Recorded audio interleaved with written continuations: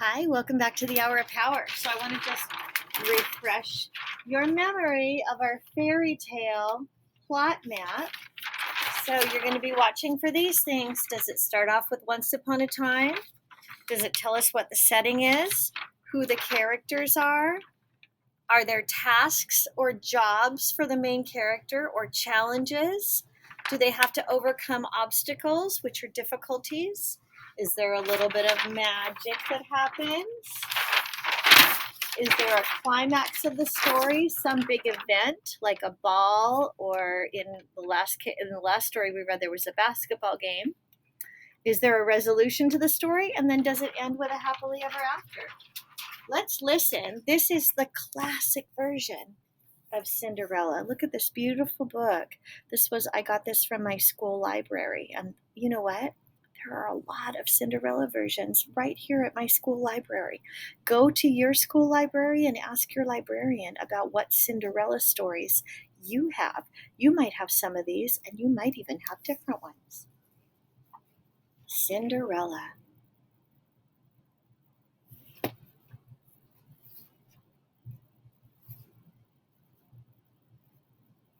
Ooh, this one doesn't start with once upon a time.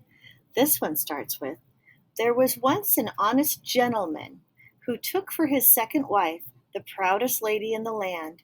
She had two equally haughty daughters, that means kind of snobby and stuck up, while he himself had the most kind and beautiful young girl. Sadly, the man became ill and died not long after the wedding. Wasting no time, his wicked wife assigned his good daughter all the chores of the house, while her girls rested in their lavish chambers, hung with mirrors.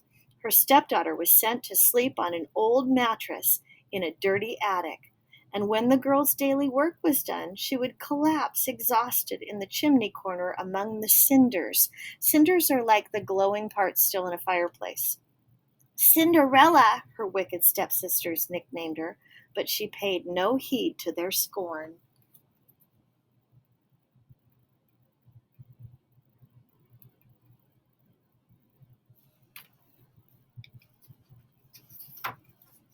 One day, Cinderella headed through a nearby wood, whistling on her way home from the town market, when her sweet melody was interrupted by the morning chirping of a bird.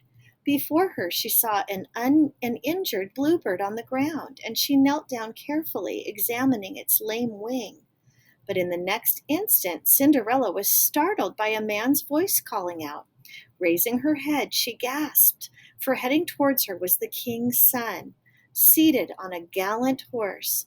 She could not imagine what a noble would ask of a girl such as her. Nevertheless, she spoke up bravely. Have you lost your way, good sir? The handsome gentleman smiled at her. Perhaps, for I wandered away from my horseman while distracted by the sight of a fair creature. As was I, Cinderella replied, stroking the small animal in her hand, never imagining that he may have been speaking of her. But the poor thing is hurt. I feared that you were ill when I saw your huddled figure in the distance, the prince continued, but you are well. Suddenly ashamed of her humble appearance, Cinderella thanked the prince for his concern and hastily gathered her bags. I must be home now, for the bird needs immediate attention, she explained, quickly disappearing into the woods. Oh my goodness. He looks a little bit like the knights that I had in the Hour of Power show this week on his beautiful horse.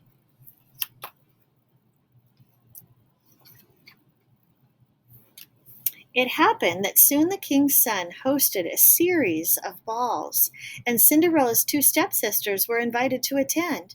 They were very proud and happy, but forever fussed about what they should wear to the gala.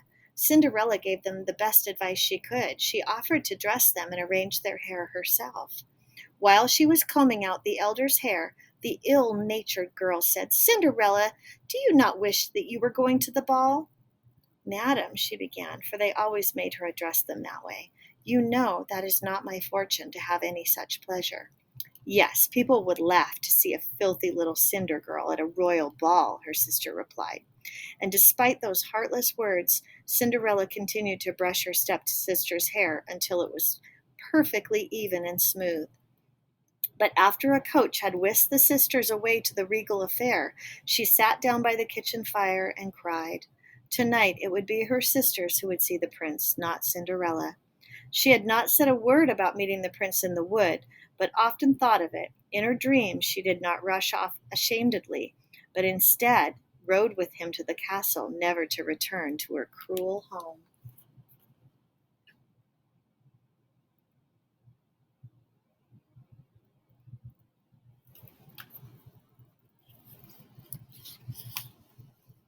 The girl's sobs quieted when she heard a bird chirping at the window ledge. "Why, you look just like a bird whose wings I nursed not so long ago," she said with wonder, and before her very eyes, the bird, so small and delicate, turned into a fairy godmother. "There's no need to cry, my dear," the woman said gently. "Oh," Cinderella gasped, I. You wish to go to the ball to see the prince, isn't it so?" Cinderella nodded with astonishment, still unable to speak. "Well, since you did a great kindness for me, now I shall do a kindness for you. First, run into the garden and fetch me the largest pumpkin you can find." Cinderella did not understand how a pumpkin could help her, but neither did she understand how a bird could become a fairy godmother. So without question she obeyed. The fairy drew out her magic wand and struck the pumpkin lightly. It blossomed into a splendid gilt coach lined with rose pink satin. Cinderella's eyes sparkled with awe. So a coach is like a carriage. And gilded or gilt meant covered with silver or gold. "Now fetch me the mousetrap out of the pantry, my dear." Ever more excited, Cinderella rushed to bring it to her. The fairy lifted up the wire door. As each mouse ran out, she struck it and changed it into a beautiful horse. And look at the picture of the fairy godmother.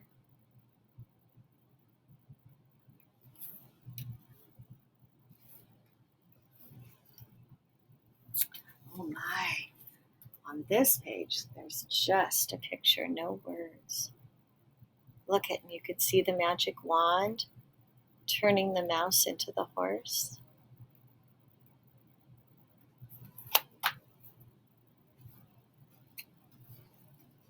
The fairy turned to her astonished godchild. "But what shall I do for your coachman, Cinderella?" "I saw 2 rats in the rat trap," she suggested, "and they might welcome a more pleasant fate." "You were right. Go look for them." When they were found, the fairy made them into the most respectable coachmen, with the finest whiskers imaginable. Afterward, she took 6 lizards from behind the well and changed them into 6 footmen, all in dashing uniforms, who immediately jumped up behind the carriage as if they'd been footmen all their lives. "Well, Cinderella, now you can go to the ball," announced the fairy. "And I shall see the prince," the girl sang, but wilted when she looked down at her ragged frock. A frock is another word for a dress. Before Cinderella could say a word, her godmother laughed, and she touched her with the wand. Instantly, her threadbare jacket became heavy with gold and jewels, and her coarsely woven petticoat lengthened into a gown of sweeping satin.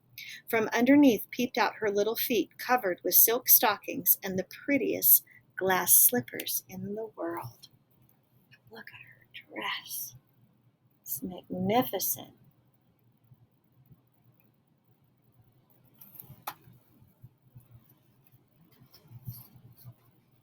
"Now, Cinderella," said the fairy godmother, "you may go, but remember, if you stay 1 instant after the last stroke of midnight, your carriage will become a pumpkin, your coachman rats, your horse mice, and your footmen lizards, while you yourself will appear just as humble as you did before."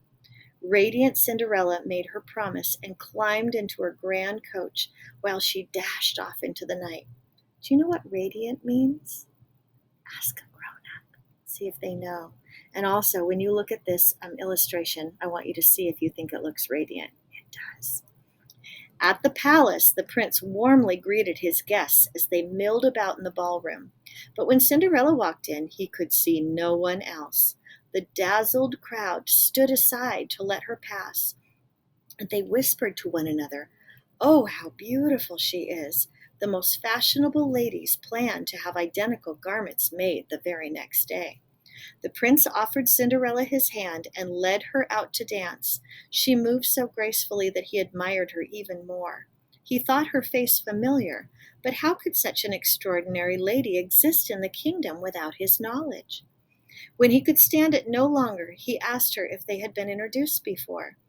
"I'm afraid not, sir," she replied, and fearing he might remember the cinder girl in the wood, went off with a deep curtsy to seek out her sisters. She chatted cheerfully with them at supper, and they relished in the attention of so magnificent a lady, for they did not recognize her in her finery. Now look at this radiant illustration.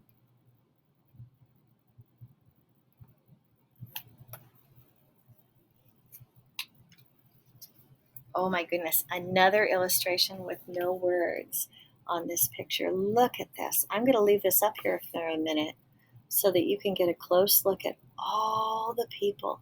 Look at the chandeliers hanging from the ceiling. Chandeliers are very fancy light fixtures. And look at there in the center is Cinderella and the prince.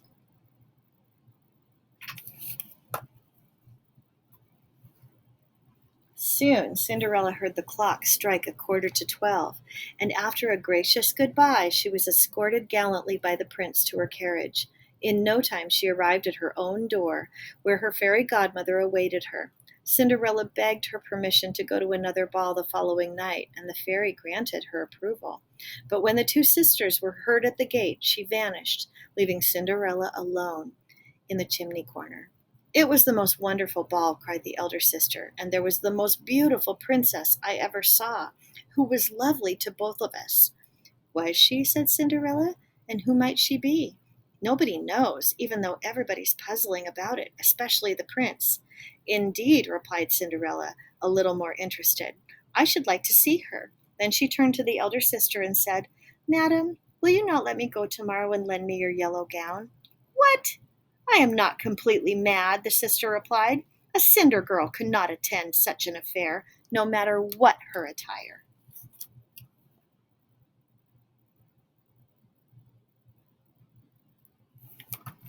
So this story is a little bit different. There's more than one ball. And I will tell you, in the original Cinderella, which is actually quite a scary story, there are three balls as well, or three special festivals or events. The next night came, and the two young ladies departed for the ball. Cinderella, more lavishly outfitted than ever, followed them shortly after. "Now remember, 12 o'clock," were her godmother's parting words. The prince's attention to her was even greater than on his first evening, and in her delight, time slipped by quickly. They were talking together near a lovely pool when he said, "Truly, my lady, I am sure we have known each other, but perhaps it is just that your face reminds me of the gentle sun, and your voice reminds me of the sweet bluebird that sings at my window." At that moment, Cinderella heard a clock strike the first stroke of 12. Without so much as a goodbye, she leaped up with fright and fled as lightly as a deer. The prince followed, but could not catch up to the nimble maiden. Cinderella arrived at home breathless and weary and ragged with cold. Without carriage or footman or coachman, the only remnant of her magnificence was the one glass slipper. The other she had dropped on the palace stairs as she ran away.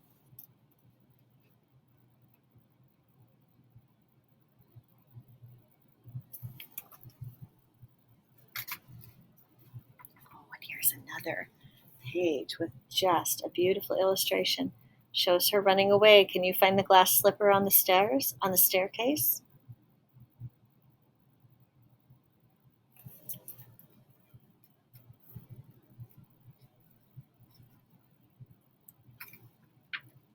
When the two sisters returned, they chattered endlessly of the enchanting princess, who had suddenly fled through the ballroom and disappeared as the clock struck 12.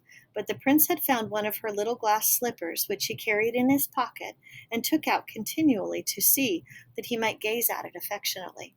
All the court and the royal family could see that he was desperately in love with the lady who had worn it. As Cinderella listened in silence, her face turned rosy, but no one thought it was anything but a glow from the warmth of the kitchen fire. The next morning, Cinderella went to her weary work again, just as before. Meanwhile, the rest of the city was stunned by the sight of the prince and his page riding around town with the little glass slipper in hand. With a flourish of trumpets, a herald announced that the shoe was to be tried on the foot of every lady in the kingdom, and the prince wished to marry the lady to whom it belonged. Princess, duchess, countesses, and simple gentlewomen all tried it on, but it would fit absolutely no one.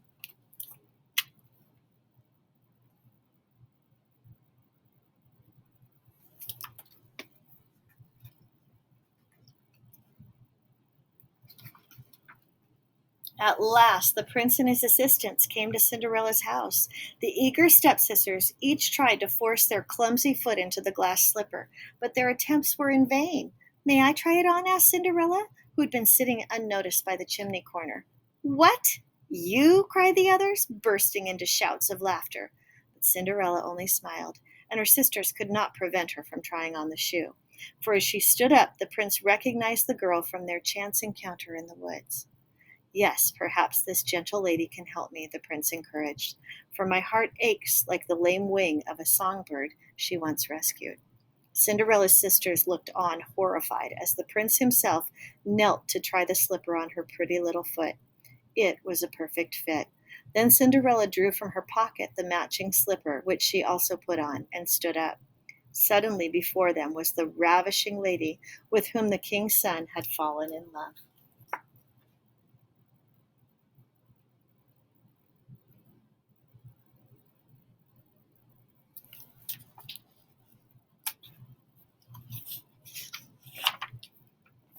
Her sisters recognized her at once. With astonishment and shame, they threw themselves at her feet, begging her pardon for all their unkindness. Cinderella embraced them, telling them she forgave them with all her heart and only hoped they would love her always and treat others with more compassion. As for the young prince, he embraced his lost love and said, How I knew that day in the woods that you were indeed special, but I should have fully recognized that heart wherever, whether clothed in rags or regalia. Now that he saw her soul was humble and full of goodness, he found her more lovely than ever, and he insisted upon marrying her immediately.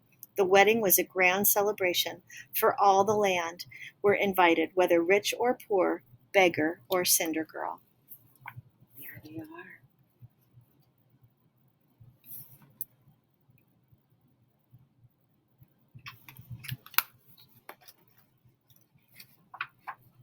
And when they inherited the kingdom, Cinderella and her prince became known far and wide as the fairest and kindest rulers the people had ever known. Okay, and the secret code is fairy tale. Write it on a piece of paper, write your name and your teacher's name, and slip it into the Hour of Power box, and you'll get a very special prize. See you next time, friends.